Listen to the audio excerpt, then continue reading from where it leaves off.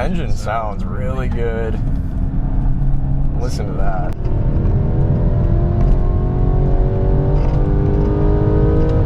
All the way to 7,000 RPM. That's a fun time.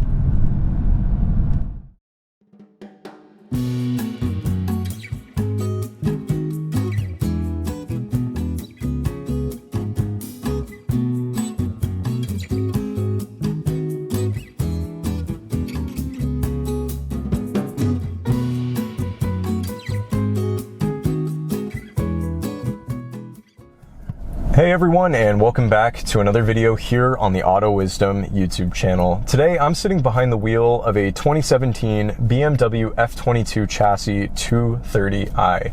This is actually my new daily driver, which replaced my 2016 BMW G12 chassis 740i. I'll throw a couple of video cards up at the top of the screen if any of you are interested in content related to that car. This particular 230i is finished off in the exterior color known as Estoril Blue Metallic, and the interior is a relatively simple jet black Dakota leather interior. The powertrain is fairly straightforward as well, with a turbocharged inline 4-cylinder engine known as the B48. This particular vehicle was a US spec 230i. It was designated for sale in the state of California. So it's actually a B46 if we want to get technical with it, although it's pretty much the same engine as a B48. B46 got a few emission-specific changes to comply with the SULEV requirements that the state of California mandated, and it produces 248 horsepower and 255 pound-feet of torque in this particular configuration. It's mated up to a ZF 8-speed automatic transmission, and all that power is sent to the rear wheels. Unfortunately, with no limited slip diff, this car does feature a fairly basic open differential. This particular car is also of a slick top configuration, so no sunroof, and it is dressed handsomely in the M Sport package, which does give it a very nice exterior appearance. And paired with the Estoril Blue, I really do love the way this car looks. It's got those smaller, short wheelbase, sporty proportions that you would think of when considering a BMW sports coupe. In terms of suspension, no EDC or adaptive goodies. It's just got passive dampers, McPherson strut up front with a multi-link setup in the rear.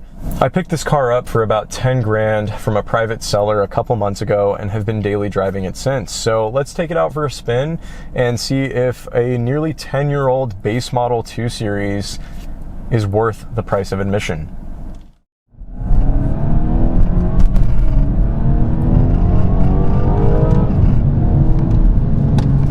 You hear a bit of a rattling sound on acceleration. Unfortunately, that is due to a slight issue that this car has. It is very common with this generation of BMW. Unfortunately, the parking brake cables are held underneath the car by a small plastic bracket that tends to break over time. And what happens is those parking brake cables will sag, and when you accelerate hard, the car squats, those parking brake cables will actually make physical contact with the drive shaft, and it will come through the interior as a loud and intrusive rattling noise. So I do apologize for that. If you do hear that, you probably will hear that as I'm accelerating. That is what that sound is coming from. This particular powertrain, the B46 or B48 engine, is part of BMW's B series, which is shared with the B58, of course, which is a very well-known powertrain. But the B48 itself doesn't get nearly as much attention, but it's very similar to thinking of a B58 with 2 cylinders lobbed off of it. It's still a closed deck design from the inline 4 configuration. It's got a forged crankshaft, air-to-water intercooling, the use of a larger twin-scroll turbocharger compared to the engine's predecessor, which was the N20 that was used in the 228i. And it provides a sufficient level of power that gets this 3,350 pound coupe speeding up with not a whole lot of effort. It has a very nice sound, especially as you climb through the rev range. You do get a lot of turbo spool, and it sounds very meaty. It almost sounds like the exhaust note of a Mitsubishi Evo, dare I say, and it's very deep, it's very aggressive sounding, and doesn't contain a whole lot of rasp. There are a lot of aftermarket exhaust options. Some people even go as far as putting a catless downpipe and pairing a tune with this particular powertrain. And not only do you get quite a bit of good power, but you get a nice sounding 4-cylinder engine that also happens to get great fuel economy as well. This thing will easily get 33 to 35 miles per gallon on the highway, and you can get mid to high 20s in the city as long as you don't have a lead foot behind the wheel. The transmission in this particular vehicle is the ZF8 Auto, which is very well known in the enthusiast community by now. It's used in so many different sports cars and everyday commuter vehicles. But in this particular application, even back in 2017, BMW did a really good job of tuning the gearbox. When I press these paddle shifters, I get upshifts pretty much right away, and the gear changes happen quite instantaneously. Same thing with the downshifts. They're very rapid. The only time that I do notice a delay with downshifts on those gear changes is if you're trying to initiate downshifts in a rapid successive manner. So maybe you're going from 5th to 4th to 3rd. There is going to be a little bit of a delay with those paddles, but otherwise it more than gets the job done. And the fact that with this 8-speed gearbox, the gear ratios are very closely spaced, you can really just utilize all that this powertrain has to give. You get a lot of power and torque in the mid-range. One aspect of the powertrain that really makes it feel more powerful than it probably is in person is the fact that you get so much torque very early on, as early as around 2,000 to 2,300 RPM or so, and it really helps to sail the car away. You can pretty much plant your foot just about anywhere in the RPM range between 2,000 to 5,000 RPM, and the car has torque on tap. The nice part about it as well is that it'll rev out to just over 7,000 RPM, so you still get a little bit of powertrain engagement in that regard. Unfortunately, the steering feel of this car leaves a lot to be desired. The F-Series or F-chassis BMWs, even the M cars like the M2 and the M3, M4, are more or less the same way. I do have the car in the Sport Plus setting, which does sharpen up the throttle response, and it does provide some added weight to the steering, but it feels very rubber bandy. I'm really not getting a whole lot of feedback from the front axle through the steering wheel itself. And the steering is fairly sharp for the most part, but it's just not comparable to a hydraulic power steering setup that's just brimming with feedback, telling you what the front axle of the car is doing at just about any time behind the wheel. The suspension, you can tell, is also fairly soft. It's definitely tuned for daily driving. And even with the M Sport package, it gets the job done. You can definitely scoot this car through a back road and still have a great time. But don't expect this car to be feeling like it's on rails. It's still got a little bit of body roll, and it's still very much tuned for daily driving comfort and daily drivability. It's not going to be a sports car like the M2. And that leads me to my next biggest gripe with this particular car, which is the open differential. If you are really driving this car in a spirited or performance-oriented manner, man, you're going to be wishing this car had an LSD, because it's going to feel like it's bunny hopping. You're going to feel like that traction out of corners, especially if you're pinning the throttle out of, more sharp corners. You're going to feel that lack of traction from the rear end. And it's not that this car has an overwhelming amount of power or anything. In fact, I would argue it has just the right amount of power at right around 250 horsepower or so.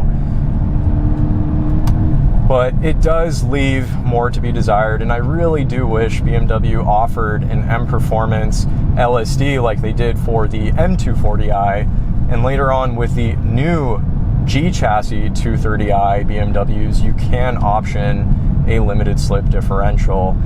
The fact that it's optional is still something that disappoints me. I do wish BMW would just throw that into these cars standard, because to pick up an LSD in the aftermarket, if that's something that you want for performance driving, is fairly expensive. You're going to be spending anywhere between $2,500 to $5,000 depending on the type of LSD that you go for. and then factoring in the labor to get it installed as well. Nonetheless, though, this is really a fantastic car. It's a lot of fun. It offers a great level of performance for a low barrier to entry. It's not anything that's going to get you into too much trouble, and it still feels modern with a great deal of creature comforts and amenities. The interior in this car is very simple, it's comfortable, great driver position, you sit nice and low in the interior. I love this M Sport steering wheel with the completely circular design, these prominent paddle shifters right at the 9 and 3 positioning, and a very simple analog gauge cluster, which is something that I miss more and more these days with all these cars that have these modern, large tablet style digital gauge clusters. I really appreciate the simplicity of this analog cluster and the little iDrive screen as well.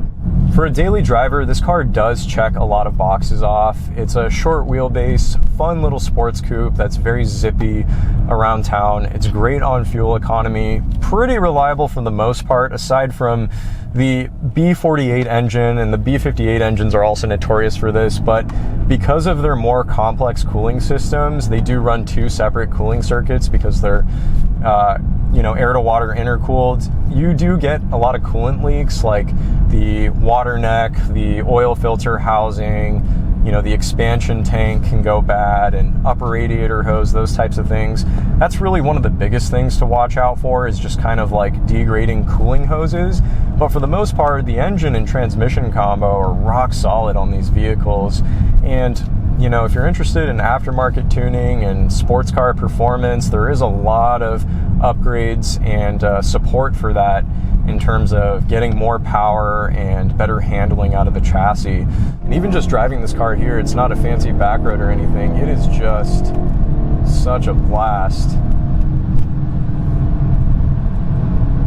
The car feels solid and stable. It's bone stock.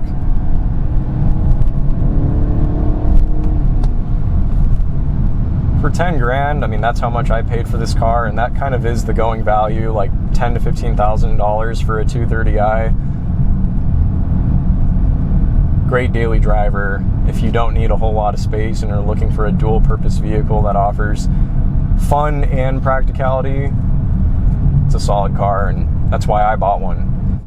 I'd like to get some more steering feel out of the car. Perhaps I'll fix that with some monoball thrust arm bushings, maybe some upgraded control arms and suspension components, and do an exhaust, maybe something simple like a muffler delete to just get some more sound out of it, because it is very quiet. And eventually I would love to put a proper LSD in this thing, just to make the car that much more fun on a back road. And if I ever decide to do some track days, can get some more performance out of the car with an LSD for sure.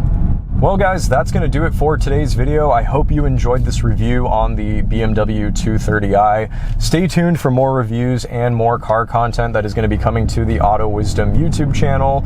And if you did enjoy this video, be sure to leave a like as well as subscribe if you are new here. Thank you very much for watching, and I will catch you all in the next one. Take care, everybody. Bye-bye.